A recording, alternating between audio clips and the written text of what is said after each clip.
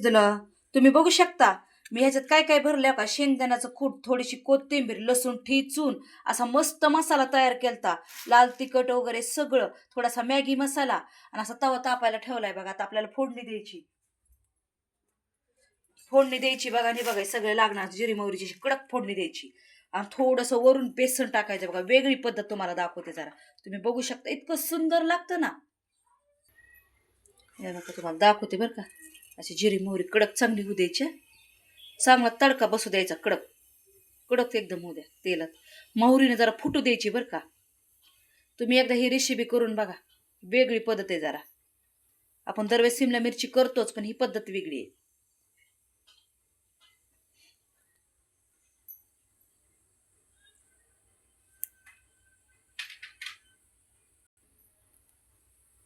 बघू शकता.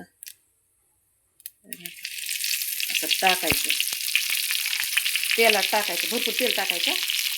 बघू शकता खूप सोपं आहे. आणि असं थोडंसं बेसन टाकायचं बरं का. असं तुम्ही बघू शकता. मीठ वगैरे सगळं टाकलेलं आहे त्याच्यात मी. पण तुम्हाला पाहिजे असं तर तुम्ही ह्याच्यावर थोडंसं टाकू शकता. आता तुम्हाला पलटून दाखवते बरं का मी. तुम्ही बघू शकता. तुमच्या तोंडाला पाणी सुटणार. हे रेसिपी झालं ना, हे असं प्लेट झाकून ठेवायचंय बरं का आता. आणि स्लो याच्यावर ठेवायचा. तुम्ही बघू शकता खूप सुंदर लागतं. तुम्ही चवीपुरतं मीठ टाकू शकता, पण मी सिमला मिरचीत भरलेलं आहे बघा मीठ थोडंसं. हो का, तुम्ही बघू शकता. असं प्लेट असं जरा हे करायचं. ह्याला 10 मिनिटं तर लागतात बरं का. कवळी मिरची असेल तर लवकर शिजतं बघा.